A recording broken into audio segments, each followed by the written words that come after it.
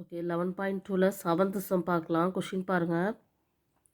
A batch of bottles were packed in 25 boxes. ஓகேவா, அதாவது ஒரு 25 பாக்ஸில் ஒவ்வொரு பாக்ஸ்லேயும் 12 பாட்டில்ஸ் அப்படின்னு மாதிரி அரேஞ்ச் பண்ணுறாங்க. A batch of bottles were packed in 25 boxes with 12 bottles in each box.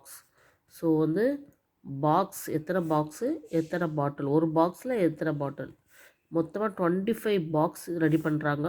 ஒவ்வொரு பாக்ஸ்லேயும் 12 பாட்டில் அப்படிங்கிற ரேஞ்சில். If the same batch is packed using 20 bottles, ஒவ்வொரு பாக்ஸ்லேயும் 20 பாட்டில்ஸ் அப்படிங்கிற மாதிரி அவங்க பேக் பண்ணாங்கன்னா எத்தனை பாக்ஸ் தேவைப்படும் அப்படின்னு சொல்லி கேட்குறாங்க. So how many boxes would be filled அப்படின்னு சொல்லி கேட்குறாங்க. புரியுதா, கொஷின் புரியுதான்னு பாருங்கள்.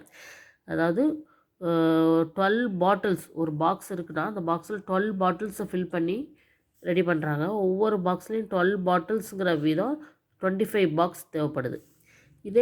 அதே பாட்டிலை ஒவ்வொரு பாக்ஸ்லேயும் 20 வச்சு அரேஞ்ச் பண்ணாங்க அப்படின்னா அப்போ எத்தனை பாக்ஸ் தேவைப்படும். ஸோ ஒரே பாக்ஸில் நம்ம வந்து என்ன பண்ணுறோம், பாட்டில்ஸை வந்து இன்க்ரீஸ் பண்ணுறோம். அப்போது நம்பர் ஆஃப் பாக்ஸஸ் என்ன செய்யும், குறையிறதுக்கான வாய்ப்புக்கு வருது.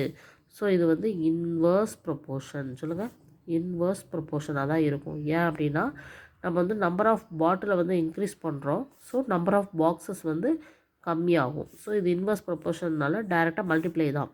தெரியாத நம்ம எக்ஸ்ன்னு வச்சுக்கலாம். So 25 × 12 is equal to x × 20. So x is equal to 25 × 12 divided by 20. 4 5s are 20, 5 5s are 25, 1 4 is 4, 3 4s are 12. So x is equal to 5 × 3. So x is equal to 5 × 3, 15 boxes. அப்போ எவ்வளோ பாக்ஸ் தான் தேவைப்படும், only 15 boxes இருந்தாலே நம்ம என்ன பண்ணிடலாம், அவ்வளோ பாட்டில்ஸையும் அனுப்பி விட்டுடலாம். ஒவ்வொரு பாக்ஸ்லேயும் 20 அப்படின்னு சொல்லி நம்ம அரேஞ்ச் பண்ணோம் அப்படின்னா நம்மளுக்கு எத்தனை பாக்ஸ் போதும், 15 பாக்ஸஸே போதும். ஓகேவா, இதுதான் இந்த sum. So only 15 boxes use பண்ணி அனுப்பலாம். Okay, thank you.